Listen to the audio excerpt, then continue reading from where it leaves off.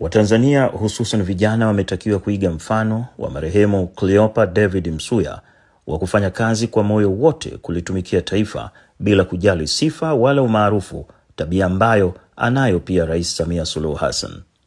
Rai hiyo imetolewa leo Mei 11 na Katibu Mkuu wa CCM Balozi Dr. Emmanuel Nchimbi alipokuwa akitoa salamu za Chama cha Mapinduzi kwenye shughuli ya kuaga mwili wa Waziri Mkuu na Makamu wa Rais mstaafu Cleopa Msuya katika viwanja vya Karimjee jijini Dar es Salaam.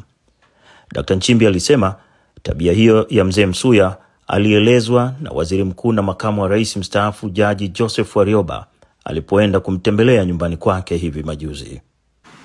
Mheshimiwa Rais, lakini moja kubwa sana ambalo mzee Warioba aliniambia ni jinsi ambavyo mzee Msuya alifanya mambo mengi mazuri, lakini kamwe hakuwa na tabia ya kujigamba.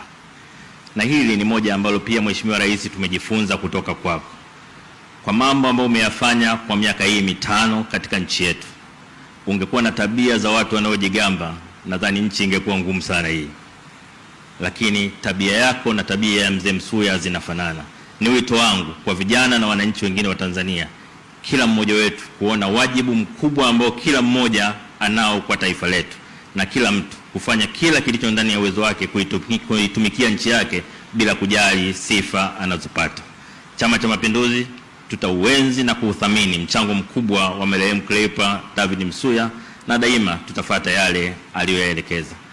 Katibu Mkuu huyo wa CCM ambaye pia ni mgombea mwenza mteule katika uchaguzi mkuu ujao aliwaambia waombolezaji waliongozwa na Rais Samia Suluhu Hassan ya kwamba alikuwa anajiandaa kwenda kumtembelea mzee Msuya ili kupata maoni na ushauri wa jinsi ya kuimarisha chama, ikiwa ni maelekezo ya mwenyekiti wake Rais Samia.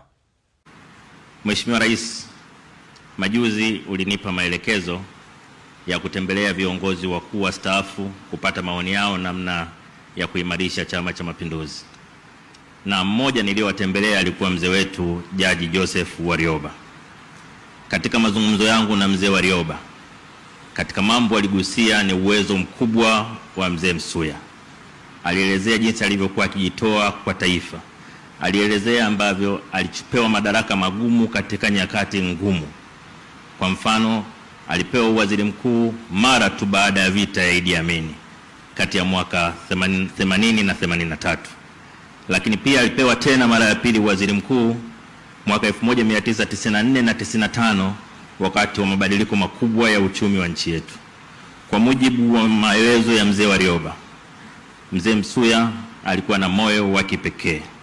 Alikuwa na mawazo mengi ya kujenga, lakini hakuwahi kumkasirikia mwenye mawazo tofauti.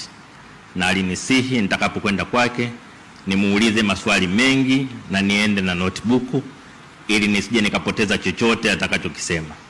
Kwa bahati mbaya sikufanikiwa kwenda huko. Kwa maneno mengine, nitalazimika kurudi kwa mzee Warioba ili anieleze, kwa sababu anayajua na hakutaka kuniambia yeye mwenyewe. Pembezoni mwa shughuli hiyo, Dr. Nchimbi alipata nafasi ya kuzungumza na Rais mstaafu Jakaya Mrisho Kikwete. Halikadhalika alizungumza na makamu wa kwanza wa rais wa serikali ya Zanzibar, Othman Masoud Othman, pamoja na mkuu wa majeshi Jenerali Jacob Mkunda.